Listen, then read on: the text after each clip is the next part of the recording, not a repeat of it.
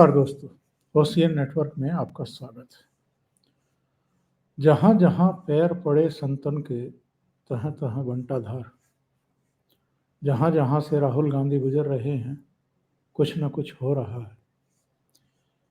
मणिपुर से शुरुआत की, बड़े जहरीले बोल और ऐसी ऐसी बातें कि अगर उनको हम सुने इनके भाषणों को दोबारा से, तो वैसे तो ये न्याय यात्रा के नाम पर और जोड़ों के यात्रा या जोड़ों के नाम पर निकले हुए हैं, लेकिन कई बार लगता है कि ये समाज में जैसे आग लगाने का काम कर रहे हैं। वहाँ पर बहुत सारे ऐसे बयान कि आग लगा रखी है मणिपुर में, उसको शांत नहीं होने दे रहे हैं, मिलिट्री को अगर हैंड ओवर कर दें तो 3 दिन में पूरा मणिपुर शांत हो जाएगा। तो कौन सा ऐसा अचूक एक सलाह है राहुल गांधी के पास, या कौन सा ऐसा विजन है कि मिलिट्री वहाँ 3 दिन में शांति कर देगी? क्या करे मिलिट्री या कोई भी फोर्स अगर इस तरह से और दशकों से अगर वहाँ पर हिंसा चल रही है कुकीज में और मैतेईज में, तो 3 दिन में कैसे शांत हो जाएगी? जब इनकी सरकारें थी तब इन्होंने शांत कर लिया था क्या 3 दिन में? फिर असम गए, वहाँ टकराव की स्थिति। सरकार कह रही है कि वर्किंग डे है, शहर के भीतर से मत जाइए। बैरिकेड लगाए गए, फोर्स लगाई गई, अर्धसैनिक बल लगाए गए, वो बैरिकेड तोड़वा दिए, मुकदमे दर्ज हुए। पश्चिम बंगाल में घुसने से पहले ही ममता बनर्जी ने कह दिया कि हम तो अकेले लड़ेंगे। आज बिहार में प्रवेश किए हैं, उससे पहले ही नीतीश बाबू निकल लिए, और वो नीतीश बाबू जिन्होंने इनिशिएट किया था, सबको इकट्ठा करने का काम शुरू किया था। पटना में सबसे पहला जमावड़ा जो 16 दलों का और नेताओं का हुआ था, वो नीतीश कुमार की पहल पर हुआ था। तो एक तरीके से जो इंडी अलायंस कहा जा रहा है, इसके संस्थापक सदस्यों में से वो थे, और उनको भी गलतफहमी थी कि मुझे ये संयोजक बना देंगे या चेहरा बना देंगे तो मेरा जो खोया हुआ जनाधार है मैं वापस ले लूँगा।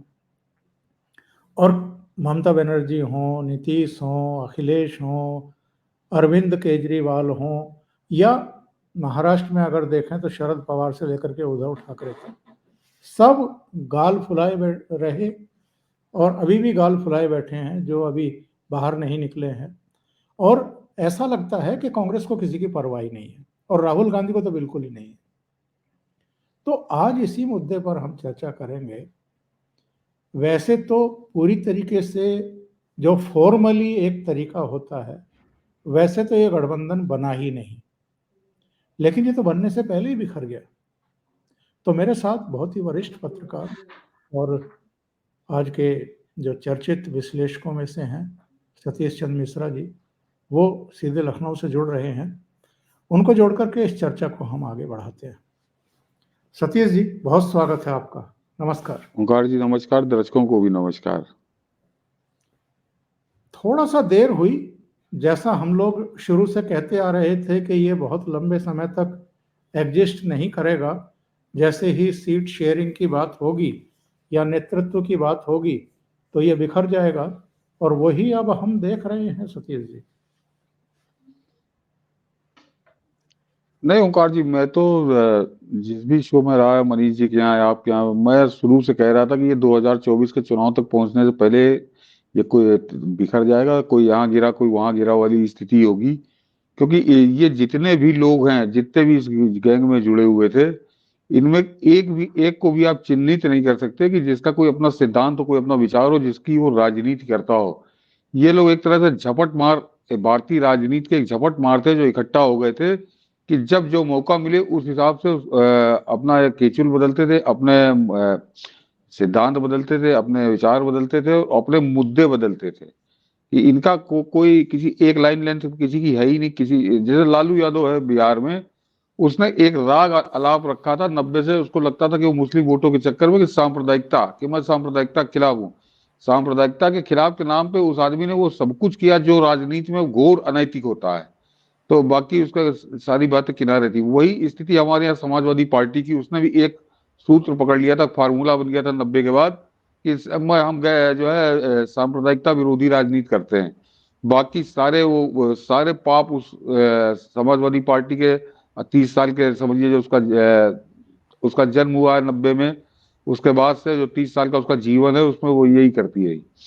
बिल्कुल यही स्थिति आप चले जाइए ममता बनर्जी की। जब से 2011 में उसने सत्ता संभाली है, तो सिर्फ एक नहीं नहीं हमको भाजपा से लड़ना है, सांप्रदायिकता के खिलाफ लड़ना है, और बाकी जो कुछ हो रहा हो तो देख रहे हैं। सबसे ज्यादा तो क्रूर और कुटिल शासन कहिए, उसी का भ्रष्ट शासन, 2 मंत्री जेल में है।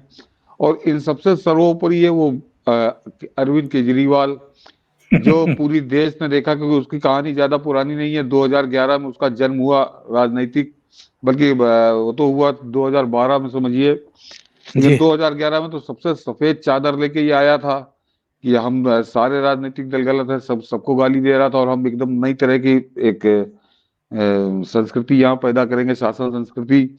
बाद में राजनीति में कूदा तो ये वो केजरीवाल जो भ्रष्टाचार के मूल, तो इनका जो अन्ना आंदोलन था वो था तो भ्रष्टाचार के ही खिलाफ। वो लोकपाल लेके आओ, अन्ना बैठ गया धरना पे, दुनिया भर के नाटक इन लोगों ने किए। और उस लालू यादव को, उस केजरीवाल को लालू यादव के गले मिलते हुए, लालू यादव के साथ हाथ में हाथ खड़ा करते हुए, तो ये जितने लोग थे, ये सब लोग एक अवसर में थे कि किसी तरह एक हो जाओ तो नरेंद्र मोदी को हरा देंगे। बाकी सबके अपने अपने स्वार्थ है, सबके अपने अपने लोभ थे, सबकी अपनी अपनी महत्वाकांक्षाएं थी, और सब एक दूसरे को दुश्मन की निगाह से देख रहे थे, दोस्ती के दावे के साथ। यूं कहूं कि ये जो दोस्ती कर रहे थे तो दगे के साथ कर रहे थे, कि दगे के प्लान इनके पास पहले था कि जरा मौका मिल जाए, उसके बाद मैं दगा दूंगा इनको। तो वो जो विस्फोट था, महत्वाकांक्षाओं का विस्फोट जो था, वो पहले ही होने लगा। सबसे पहले तो ममता बनर्जी ने किया, ओंकार जी, कि ममता बनर्जी ने जिस तरह से कांग्रेस को और कम्युनिस्टों को तो खैर वो खुल के ही दुत्कार रही थी, बाद में उसने कांग्रेस को दुत्कारना शुरू किया। तो उसका मूल कारण यह था कि शुरुआती जो संकेत मिलने लगे थे, तो ऐसा लग रहा था कि कांग्रेस भी नीतीश को संयोजक बना देगी, और ममता बनर्जी खुद संयोजक बनना चाहती थी। ये छुपा हुआ नहीं था। ममता बनर्जी तो एक तरह से संकेतों में कहने भी लगी थी कि मैं प्रधानमंत्री पद की उम्मीदवार। और उसका बिल्कुल। कारण है, देखिए, ममता बनर्जी कोई मूर्ख राजनीतिज्ञ नहीं है। ममता बनर्जी भ्रष्ट हो सकती है और दुनिया भर के आप आरोप लगा सकते हैं, लेकिन राजनीति की उसको समझ है। तो ममता बनर्जी भी ये तो जान रही थी कि 2024 में होना हवाना कुछ नहीं है इस तरह गठबंधन का, लेकिन वो अपने पोर्टफोलियो में जोड़ना कि मैं प्रधानमंत्री पद की उम्मीदवार, तो उससे उसका बंगाल में जो उसका वोटर है वो थोड़ा कंसोलिडेट होगा, इस चक्कर में वो संयोजक बनना चाहती थी। और जिस समय नीतीश की अपनी महत्वाकांक्षा थी, और बाद में जब कांग्रेस ने अपने पत्ते खोलने शुरू किए, तो सबने देखा अब नीतीश तो भाग के कहीं और खड़े हो गए। तो ये अवसरवादी, मौका परस्त, भ्रष्ट, सब सारे अवगुण जो राजनीति में हो सकते हैं, उन सारे अवगुणों का एक समुच्चय था ये इंडी गठबंधन, जिसका अंतिम संस्कार समझिए हो गया। और सबसे ज्यादा महत्वाकांक्षी तो मुझे ऐसा लगता है कि इनमें कांग्रेस ही दिखाई दी, क्योंकि सतीश जी, जो मुझे ध्यान आ रहा है, जब वो सूरत कोर्ट ने राहुल गांधी को 2 साल की सजा सुनाई मानहानि केस में, तो उसके बाद तो ये लोग कह रहे थे कि हमें प्रधानमंत्री पद की भी ख्वाहिश नहीं है, संयोजक भी आप अपना बना लो। लेकिन जैसे ही सुप्रीम कोर्ट से स्टे हुआ वो 2 साल की सजा, वैसे ही कांग्रेस के फिर से जो है वो सपने जाग उठे, और उसने बेंगलुरु पहुंचते पहुंचते एक तरीके से कब्जा कर लिया इंडिया अलायंस पर। और शायद सबसे ज्यादा क्षुब्ध नीतीश इसीलिए हुए कि पटना में चीजें टाल दी गई कि संयोजक बाद में तय करेंगे। बेंगलुरु में पहुंचे तो उनके अपमानजनक पोस्टर बैनर उनको दिखाई दिए, जिसमें इनको कहा गया था कि ये भरोसे के लायक नहीं है।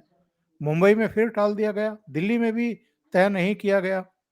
तो कांग्रेस का जो एक गेम था वो भी एक्सपोज हुआ है। नहीं नहीं, देखिए, कांग्रेस का तो पूरा इतिहास जो है, जब से गठबंधन वाला दौर शुरू हुआ है, और मैं आज की बात नहीं कर रहा हूँ, पिछले 50 साल का इतिहास उठा के देख लीजिए, कांग्रेस ने हमेशा गठबंधन या छोटे दलों की, उनकी एक तरह से राजनीतिक हत्या करने में हर तरह का हथकंडा अपनाया। आप 77 की बात करिए, जो सबसे पहले एक सफल गठबंधन हुआ था जिसने कांग्रेस का सफाया कर दिया था, और जब चुनाव परिणाम आए थे तो लोगों को लगने लगा था कि कांग्रेस अब खत्म। और 2 साल बाद वो कांग्रेस दोबारा उसी ताकत के साथ आ गई। तो किया क्या था, किस तरह से चरण सिंह का उन्होंने इस्तेमाल किया, दुनिया ने देखा। और चरण सिंह का इस्तेमाल करके वो जनता पार्टी तोड़ी और 24 दिन के अंदर उस आदमी को अपमानित करके कहीं का नहीं रखा। तो ये कांग्रेस का शुरुआत का था। उसके बाद आप ये जो जब देवगौड़ा और गुजराल की सरकार बनी, तो देवगौड़ा को इन्होंने 9 महीने भी ठीक से नहीं चलने दिया। देवगौड़ा की बलि ली, उसके बाद गुजराल की बलि ले ली। तो कांग्रेस को तो किसी तरह स्वीकार ही नहीं है। और ओंकार जी कि ये जितने क्षेत्रीय दल हम देख रहे हैं, ये सब बने तो कांग्रेस की ही कीमत पे हैं। उत्तर प्रदेश में समाजवादी पार्टी का आज अस्तित्व ही कांग्रेस की वजह से है।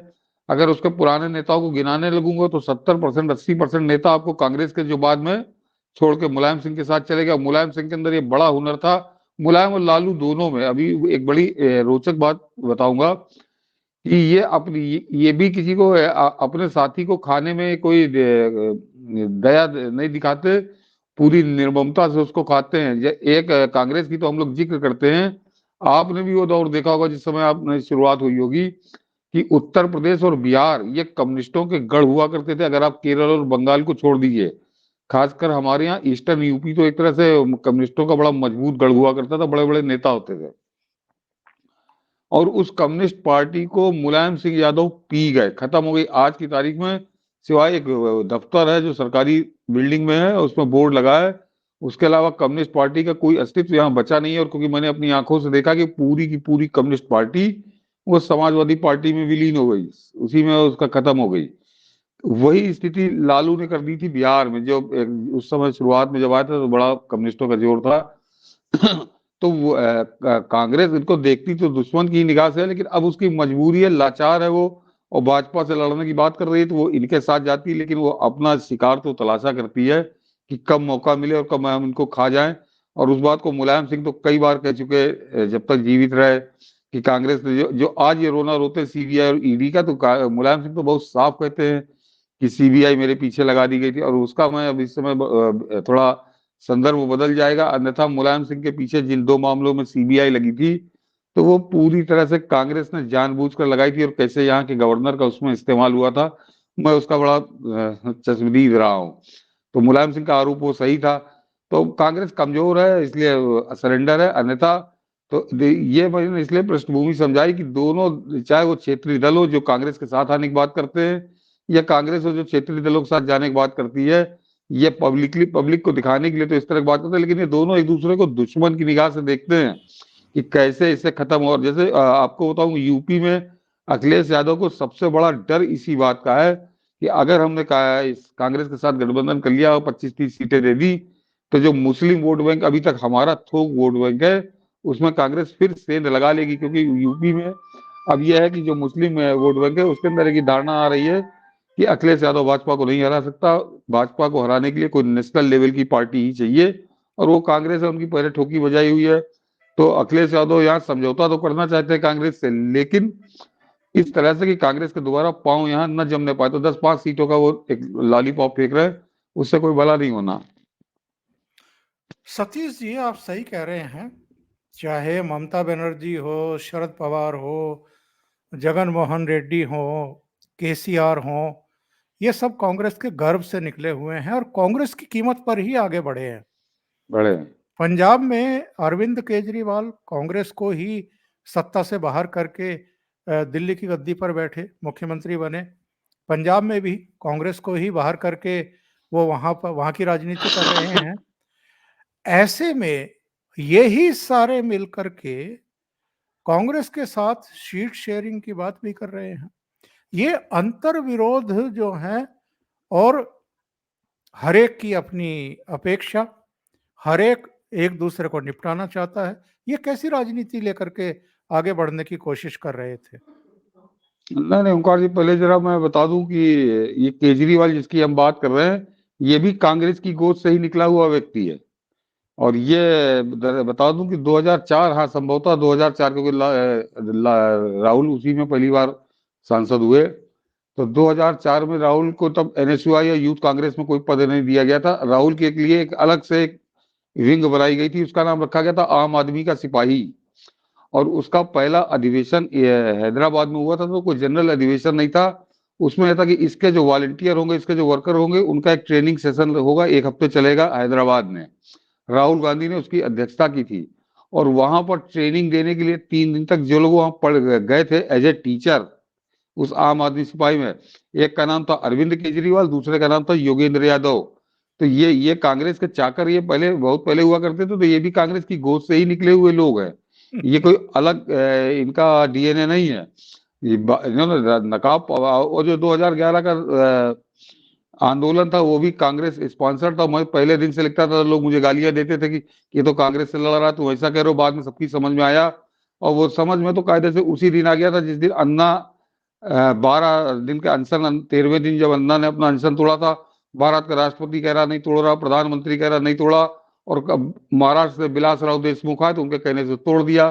तो वो कांग्रेस महाराष्ट्र में कांग्रेस के मुख्यमंत्री अन्ना को पालते थे, अपने लिए इस्तेमाल करते थे। मैं जरा गहरी बात बता रहा हूँ, दर्शक ध्यान से उसको आकलन करेंगे कि जिसका नाम किशन बाबू राव हजारे उर्फ अन्ना में कहता था, वो आदमी कांग्रेस द्वारा पाला गया था महाराष्ट्र में, केवल इसलिए कि वो शरद पवार को परेशान करता था। और अन्ना का पूरा इतिहास उठाकर देख लीजिए, अन्ना ने जब जब कांग्रेस सरकार के खिलाफ महाराष्ट्र में धरना दिया, तो वो जो मंत्री होता था वो एनसीपी कोटे का होता था, कांग्रेस कोटे के मंत्री के खिलाफ उसने कभी धरना नहीं दिया। तो ये कांग्रेस की एक पूरी टीम थी, बड़ी सुनियोजित तरीके से उतारी गई थी। तो ये सब कांग्रेस ही, ये सब कांग्रेस ही। ममता तो पूरी पूरी कांग्रेस ही टूट के आई, समझिए। वो ममता का तो मैं बताऊं, इन्होंने कलकत्ते में जब अपना पहला अधिवेशन रैली की थी ममता ने, उस दिन कांग्रेस का अधिवेशन था कलकत्ते में, राष्ट्रीय अधिवेशन था नेताजी सुभाष बोस स्टेडियम में। वहां से 1 किलोमीटर दूर पे ममता ने अपनी रैली की थी। उस कम से कम 10 लाख की रैली थी ओंकार जी, बहुत बड़ी रैली थी।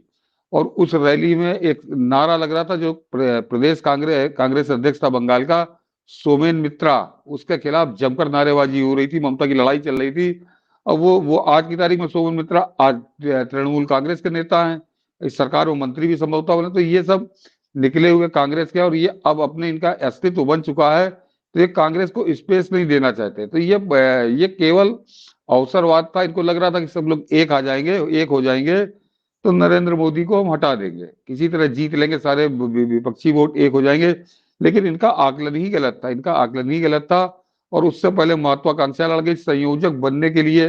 और जो आपने शुरू में कहा कि अभी इस 3-4 बैठकें हो गई, इस गठबंधन का ना तो कोई प्रारूप बना, ना इसका कोई एजेंडा तय हुआ, ना इसका नेता कौन होगा ये तय हुआ। तो 4 बार बैठ के ये कर रहे थे, तो इनका यही हश्र होना था। आपने एक बात बहुत मार्के की कही सतीश जी, कि कांग्रेस ने हर एक को धोखा दिया है अतीत में। चरण सिंह को बनवाया, उनको गच्चा दे दिया। वो तो हाँ, ऐसे प्राइम मिनिस्टर के तौर पर याद किए जाते हैं जिन्होंने संसद का मुंह नहीं देखा प्राइम मुंह मिनिस्टर के नहीं तौर देखा। पर। इसके बाद चंद्रशेखर की सरकार किस तरीके से गिराई थी इन्होंने, कि साहब हरियाणा के कोई 2 पुलिस वाले जो है राजीव गांधी के घर के बाहर जासूसी कर रहे थे, इसलिए सरकार गिरा दो। हाँ, उसके बाद एचडी देवगौड़ा, और फिर आई के गुजराल चचा केसरी का को गलतफहमी हो गई थी कि मैं भी प्राइम मिनिस्टर बन सकता हूं। तो ये जो कांग्रेस की आज दुर्दशा है, इसकी अपनी लीडरशिप की काहेली, नालायकी, गलत फैसले, भ्रष्टाचार, घोटाले, लूट का पूरा तंत्र, वो अपनी जगह। लेकिन ऐसे कौन से बड़े कारण मानते हैं कि आज इतनी दीनहीनता की स्थिति में कांग्रेस पहुंच गई है? हाँ, ये आपको बहुत बढ़िया सवाल है, गंभीर सवाल है। देखिए, कांग्रेस के सारे कुकर्म और सब कुछ होने के बावजूद आज जो कांग्रेस जिस स्थिति में है, उसके जिम्मेवार ये सिर्फ माँ बेटा है, सिर्फ ये माँ बेटा और कोई नहीं है। बाकी कांग्रेसी फौज तो फिर इनके चाटकारों को इन्होंने एक जमघट लगाया। जरा गौर करिए, जिस दौर की हम लोग बात कर रहे हैं, वो चंद्रशेखर की या देवगौड़ा, गुजराल, ये सब कारनामे करने के बाद भी ओंकार जी, जब सीताराम केसरी ऐसे आदमी के नेतृत्व में चुनाव हुआ, तो 146 सीटें मिली थी कांग्रेस को। और आपको तो वो दौर याद होगा कि वो जो नरसिंहा राव की सरकार चली थी 5-6 साल, तो वो भी भ्रष्टाचार और घोटालों के आरोपों से लदी हुई सरकार थी। उसी में हेमंत सोरेन का बाप जो है वो जेल तक काट के आया। जी। तो कोई कसर बाकी नहीं थी, इतना भ्रष्टाचार उस सरकार था, लेकिन उसके बावजूद, और सीताराम केसरी ऐसा आकर्षणहीन आप कह सकते हैं व्यक्तित्व, तब भी 146 सीटें आई। उसके बाद जो 2004 में तो 142 सीटें थी, सत्ता जब तक नहीं मिली। 2009 में जो 200 सीटों को इन्होंने क्रॉस किया, तो देखिए उसका क्रेडिट मनमोहन सिंह को जाता है, क्योंकि मनमोहन सिंह की तब तक एक छवि मिस्टर क्लीन की थी कि ईमानदार आदमी है, तो उसका लाभ इनको मिला। लेकिन जब ये 2014 में गए तो इनके पास कुछ भी नहीं था, केवल ये माँ बेटों का चेहरा था। तो हिंदुस्तान ने इनको 44 सीटों पर समेटा और अब ये 52 सीटों पर है। तो इनके ऊपर जो जनता का विश्वास है वो खत्म हो गया। जो और ये जो कहते हैं कि पूंजी नेहरू और इंदिरा की, नेहरू और इंदिरा की नहीं, ये जो 135 साल की कांग्रेस की पूंजी, देखिए कांग्रेस का एक उसमें स्वतंत्रता आंदोलन में एक नाम तो था ही भाई, बड़े लीडर सब उसी से जुड़े हुए थे, चाहे पटेल हो, सुभाष हो, सबका नाम था। तो एक विश्वास बना हुआ था, एक तबका था समाज में जो कांग्रेस को एक तरह से वोटर था, समर्थक था। लेकिन 10 साल में इन्होंने उस समर्थक वर्ग को भी छिन्न भिन्न कर दिया। और उसमें ये जो मोदी का कोई दोष नहीं है, मोदी तो 2014 में आए, जब पहली बार आए तो ये 44 सीटों पर सिमट चुके थे। तो उसमें कोई मोदी ने कोई षड्यंत्र कर दिया, ऐसा कुछ नहीं। ये अपने कारनामों से इन्होंने 10 साल जो किया और वो लोगों के बीच में गया, तो जो 135 समझिए साल हो गए, 1885 में कांग्रेस बनी थी, और उसको 129वां साल था जब 2014 आया। तो वो विश्वास ये खा पी के इन माँ बेटों ने बराबर कर दिया इनका। ना तो इन्होंने अपने एक भी जो इनकी हरकत थी उसने कुछ बाकी नहीं रखा। अब तो यह है कि जो बचे खुचे वोट है वो पाते हैं ये। और संभवतः अब जो स्थिति है, मेरा मानना है कि अब की 25 से नीचे सीटें होंगी कांग्रेस की। बहुत बड़ी बात आप कर रहे हैं, और इसकी एक वजह ये भी है कि ये मोदी का विरोध करते करते राष्ट्र हित का भी विरोध करने लगे। चाहे 370 हो, हैकड़ी दिखाते हैं, बदमाशी करते हैं, गुस्ताखी करते हैं पाकिस्तान, चीन, और ये कोसते हैं अपने प्रधानमंत्री को और सेना को। अभी जन जन की भावनाएं जुड़ी हुई हैं भगवान राम के साथ, उनके भव्य और दिव्य मंदिर के साथ। प्राण प्रतिष्ठा समारोह पर एक अवसर था। अतीत में जो आपने पाप किए हैं उनसे कुछ हद तक तो कम से कम आप प्रायश्चित कर सकते थे। मुक्ति मिलती कि नहीं मिलती वो तो एक बहस का विषय है, पर उसमें भी इन्होंने बायकॉट कर दिया, और इनकी देखा देखी बाकी विपक्षी दलों ने भी बायकॉट कर दिया। नहीं ओंकार जी, देखिए ऐसा नहीं है कि ये मोदी का विरोध करते करते देश का विरोध करने लगे। ये है कि मोदी आए तो ये पहलू इनका सामने आया।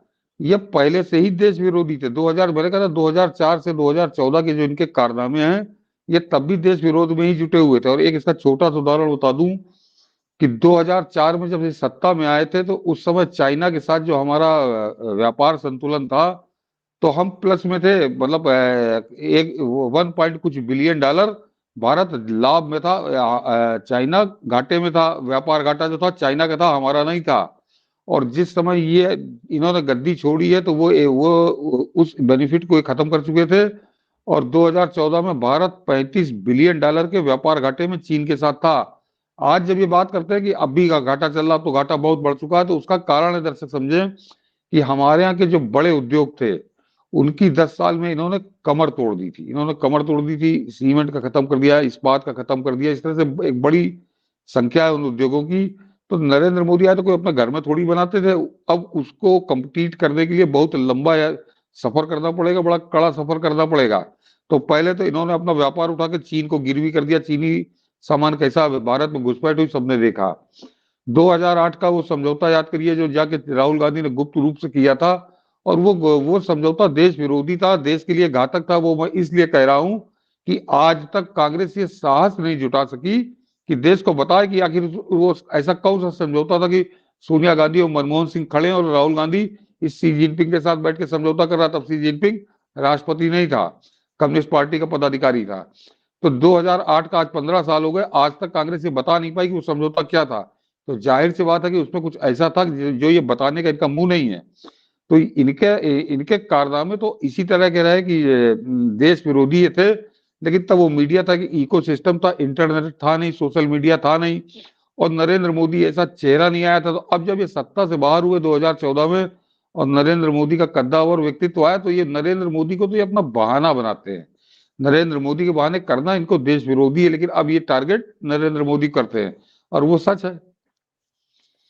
और ये जो झूठ की राजनीति कर रहे हैं राहुल गांधी, जब से उपाध्यक्ष बनाए गए थे तब भी, जब अध्यक्ष थे तब भी, जब अध्यक्ष नहीं रहे तब भी, लगातार झूठ और लगातार मानहानिकारक जो है वक्तव्य दे रहे हैं। आज का ही मैं एक बयान पढ़ रहा था मल्लिकार्जुन खड़गे का, वो भी कम नहीं है। उनका बयान आ रहा है उड़ीसा से कि साहब 2024 में अगर नरेंद्र मोदी फिर से प्रधानमंत्री बन गए तो इसके बाद कभी चुनाव नहीं होंगे, इस देश पर जो है तानाशाही थोप दी जाएगी। मतलब कितना निचले स्तर पर जाकर के, और आप कैसे प्रधानमंत्री के बारे में आप इस तरह की बातें कर रहे हैं जो तानाशाह है ही नहीं। मतलब जब से वो बने हैं तब से मुझे तो याद नहीं आ रहा है कि किसी चुनी हुई सरकार को उन्होंने बर्खास्त भी किया है। बल्कि अब तो लोग नाराज हैं इस बात को लेकर के कि ऐसे कई अवसर आए हैं जब 356 का उपयोग उनको करना चाहिए था। आप दुरुपयोग मत करिए पर उपयोग तो करिए, वो भी नहीं करते। तो ऐसे व्यक्ति के बारे में इस तरह की बातें कहना कि साहब तानाशाही आ जाएगी। नहीं नहीं, झूठ के सहारे तो ये चल ही रहे हैं। एक जैसे गांधी का नाम चुराया इस परिवार ने, एक काम और करना चाहिए राहुल गांधी को। गांधी ने एक किताब लिखी जो सबसे ज्यादा उनकी चर्चित किताब है, सत्य के प्रयोग। और वो सबसे ज्यादा चर्चित है, जिसमें गांधी ने अपने बारे में खुलकर लिखा। राहुल गांधी को एक उन्हीं की जब नाम की नकल कर रहा तो एक उन्हीं की नकल करके एक किताब लिखनी चाहिए, असत्य के प्रयोग, कि इसने जीवन में क्या क्या असत्य के प्रयोग किए, मैंने कब कब झूठ बोला, क्या क्या उसका परिणाम हुआ। तो ये मैंने कहा कि अब ये देखें, सोशल मीडिया के आप लोगों का मंच है, और दुनिया प्लेटफॉर्म है, ट्विटर, फेसबुक, इंस्टाग्राम, सब कुछ है। तो इस वजह से ये खुलकर सामने आते हैं। अन्यथा ये आदमी, मैंने कहा ना, ये माँ बेटे शुरू से देश विरोधी थे, और झूठ ही इनका हथियार था। ओंकार जी, आपके तो क्षेत्र की घटना है, समझिए पश्चिमी उत्तर प्रदेश की, जो भट्टा पारसौल की, यस। वहां पे मोटरसाइकिल में बैठ के पहुंच गया। तो मैं 2012 की बात कर रहा हूँ, तो प्रधानमंत्री मोदी नहीं आए थे, ये यूपी में आया था 12 के चुनाव में। और ये वहां पे खड़ा हो गया, राख के ढेर पे उठा के कुछ टुकड़े उठाने लगे, देखो ये हड्डियां जली हैं, और 5 किसानों को जिंदा जला दिया गया है। और बाद में जब उसकी जांच हुई तो पता चला ना कोई मरा था ना कोई जलाया गया था, लेकिन इसने पूरे देश में सनसनी फैला दी थी झूठ बोलने की। और एक और याद दिला दूं कि अंबानी के लिए तो कहता था कि अनिल अंबानी को नरेंद्र मोदी ने 30,000 करोड़ रुपए दे दिया राफेल वाले मामले पे। एक इसका झूठ और बहुत बुरी तरह पकड़ा गया था, लेकिन उसको वही इकोसिस्टम बैठा है, उसने उसको जोड़ नहीं दिया। कि जब ये 2017 का गुजरात का चुनाव हो रहा था, तब ये गुजरात में पहुंचा, इसने कहा कि टाटा को नरेंद्र मोदी ने 30,000 करोड़ दे दिए, वो जो नैनो फैक्ट्री के लिए कि जमीन दे दी है, उसके बाद 30,000 करोड़ रुपए दे दिए। तो टाटा के टॉप मैनेजमेंट ने गुजरात में दूसरे दिन बाकायदे प्रेस बुलाई, और उन्होंने सारे कागज प्रस्तुत किए, प्रेस को बांटे, कि देखिए साहब, हमको कोई पैसा ऐसा नहीं दिया, हमको 500 करोड़ रुपए जो मिले हैं गुजरात की गवर्नमेंट से, वो भी एज ए लोन मिले हैं, लोन के रूप में।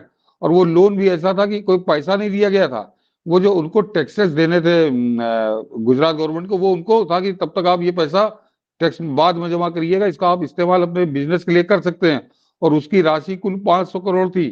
लेकिन ये लगातार कहता रहा, और इसके बयान देने के बाद जब टॉप मैनेजमेंट ने टाटा के प्रेस करके बताया, लेकिन ओंकार जी, शर्म की बात यह है कि उसके बावजूद करीब हाँ, उसके बाद 14 दिन तक कैंपेन चली, और हर कैंपेन में ये लगातार झूठ बोलता रहा। इसने टाटा के उस मैनेजमेंट का खंडन नहीं किया, जैसे इसने सुना ही नहीं। तो ये केवल झूठ की ही राजनीति कर रहे हैं, ये झूठ के सहारे ही चल रहे हैं, लेकिन झूठ के पांव नहीं होते। और इस समय झूठ के पांव का जो है सोशल मीडिया का एक मंच है, और इसीलिए इनकी दाल गल नहीं रही। इनका जो इकोसिस्टम था वो बुरी तरह फेल हो रहा है। और आपको लगता है कि ये जो बन भी नहीं पाया था ठीक तरीके से इंडिया अलायंस, इसके बिखरने की वजह भी यही है, राहुल गांधी ही है। राहुल गांधी की जो महत्वाकांक्षाएं हैं कि मैं ही लोकसभा चुनाव से पहले सुर्खियों में बने रहना चाहिए। हालांकि नेशनल मीडिया में हमें तो इनकी कहीं यात्रा दिखाई दे नहीं रही। मुझे लगता है कि मीडिया थोड़ी समझदारी से पेश आ रहा है, सिवाय कांग्रेस के जो हैंडल हैं सोशल मीडिया के, वहीं दिखाई दे रही है। और सतीश जी, एक ये जो खबर आ रही है कि बहन भी नाराज है आजकल इनसे, इस पर आपके पास क्या सूचना है? हाँ, आप तो मैं इसको कहने वाला था, आपने अच्छा छेड़ दिया कि इस पूरे परिदृश्य से प्रियंका गांधी गायब है, वो विदेश में है, जबकि प्राय उसके विदेश दौरे ऐसे मौकों पे नहीं होते, वो रहती है। लेकिन क्यों गायब है, इसके बारे में कोई बात भी नहीं कर रहा। लेकिन उस पे आने से पहले ओंकार जी, जो आपने बात कही, देखिए ये इस परिवार के, अगर आप तो दिल्ली रहे तो आपने ज्यादा संभवतः देखा होगा, कभी साबका पढ़ा होगा, कि मेरा अपना अनुभव, क्योंकि ये लोग यहाँ रायबरेली वगैरह आते थे और इनके कुछ करीबी, इस परिवार के करीबी, वो लोग हम लोग के करीबी थे, तो खबरें मिला करती थी। और पिछले 20 साल की मैं बात कर रहा हूँ कि ये पूरा परिवार इतनी ज्यादा सामंती स्रोत से घिरा हुआ है कि ये आम आदमी से इसको बदबू आती है, और ये आम आदमी को अपने से बहुत गिरा हुआ समझते हैं। नरेंद्र मोदी को भी ये इसीलिए एक्सेप्ट नहीं कर पा रहे। हम लोग प्रधानमंत्री कह रहे हैं, वर्ल्ड लीडर हैं, लेकिन ये इनके जो मानस बना है पिछले 60-70 साल से इनके खानदान में, इनको लगता है कि ये आदमी हमारी बराबरी का कैसे हो सकता है। और इसका एक उदाहरण आपको दूं कि सतीश शर्मा तो राजीव गांधी के दोस्त थे, और यहाँ पे वो मतलब साथ आते ही आते थे जब तक वो प्रभारी थे अमेठी के, तो इस परिवार के साथ वो आते ही आते थे। तो आपको ताजुब होगा कि प्रियंका तो कायदे से बच्ची की तो तरह उनकी हुई, लेकिन प्रियंका सार्वजनिक रूप से भी अगर कभी होता था तो वो सतीश कह के बुलाती थी, अंकल भी नहीं लगाती थी वो। तो वो एक सुपरियरिटी कॉम्प्लेक्स है कि ये सब नौकर चाकर है हमारे। और राहुल गांधी का एक बता दूं आपको मैं, उनका देखिए उस समय नाम भूल रहा हूँ, इस समय वो कैबिनेट मिनिस्टर हैं गुजरात की सरकार में। वो कांग्रेस के कद्दावर लीडर थे, मोदी की लहर में कभी नहीं आ रहे, और लगातार पांच पांच चुनाव वो जीते थे। और वो चाह रहे थे कि मैं जनरल सेक्रेटरी बन जाऊं। मेरे एक बड़े करीबी हैं, वो उनको लेकर मिलवाने गए राहुल गांधी से। राहुल गांधी ने समझ दिया कि 7 बजे एआईसीसी में आ जाना। तो वो पूरा अपना सब हिसाब किताब बना के लाए थे। तो वो जो जो सज्जन लेके थे, मेरे बड़े बड़े भाई की तरह हैं, कहने लगे कहीं यार हम लोग तो चौंक गए कि भाई बुलाया तो सकता, ऑफिस में बुलाया तो अंदर कई बात होगी, गंभीर बात होगी। क्या 7 बजे राहुल गांधी कुर्ता पजामा हवाई चप्पल पहने लॉन में टहल रहा था, और उसने वहीं खड़े खड़े उनसे सुना कि तुम क्या चाहते हो। और क्या मुश्किल से 5 मिनट में कहा ठीक है मैंने सुन ली बात आपकी, आप जाइए, आपको जो है जो आप चाह रहे हैं वो होगा। तो कहा उस आदमी को चाय भी नहीं पिलाई गई जो इतना कद्दावर नेता था। और ओंकार जी, मैं अगले उसमें आपको नाम याद बताऊंगा, व्हाट्सएप पे भेज दूंगा। वो दिल्ली से लौटते ही, और उसका कद आप समझिए कि वो दिल्ली से वो आदमी लौटा 2-3 दिन बाद उसने इस्तीफा दिया, और जैसे ही इस्तीफा देके उसने कांग्रेस ज्वाइन की, भाजपा ज्वाइन की गुजरात में, नरेंद्र मोदी ने उसको कैबिनेट मिनिस्टर बनाया था गुजरात की सरकार में। तो सोचिए उस आदमी का क्या कद रहा होगा गुजरात के अंदर। और उस आदमी को इसने खड़े खड़े लान पे जैसे कि आओ भला ऐसी टाल दी, चला गया। तो वजह यह कि इनको आम आदमी इनकी समझ ही नहीं आता। ये सुपीरियरिटी कॉम्प्लेक्स के शिखर पे बैठा है पूरा परिवार, इनका मानस ही ये है, और उसी का नतीजा ये भोग रहे हैं। और जो अभी मैंने सोशल मीडिया की बात की कि आज की 14 तक जो इनका इको सिस्टम था, जरा उनकी बैकग्राउंड में ओंकार जी आप जरा थोड़ा सा एनालिसिस करेंगे तो आपको समझ में आ जाएगा कि उस समय जो इकोसिस्टम में बैठे लोग थे, वो उनकी भी बैकग्राउंड बड़ी इलीट बैकग्राउंड हुआ करती थी। नाम नहीं लूंगा, सब जानते हैं, जो टेलीविजन और अखबारों में थे। आज की तारीख में वो इलीट जो है कहीं कूड़े के ढेर में है, और वो जो इकोसिस्टम था वो आम आदमी के हाथ में है, उसके मोबाइल में, सोशल मीडिया में। वो जो चाहता है वो लिख देता है, जो चाहता है वो पूछ लेता है, और जो चाहता है वो जवाब दे देता है। तो 10 साल के अंदर इनके वो जो तथाकथित इनका सुपीरियरिटी कॉम्प्लेक्स था, उसकी तो धज्जियां उड़ चुकी। ये अलग बात है कि ये स्वीकारने को तैयार नहीं है, लेकिन असलियत यह कि जमीन पे इनको लाके पटक दिया है उस आम आदमी ने। बिल्कुल सही है। सतीश जी बहुत बहुत धन्यवाद ओशियन नेटवर्क के लिए इतना समय निकालने के लिए और कई महत्वपूर्ण मुद्दों पर चर्चा करने के लिए। नमस्कार। नमस्कार।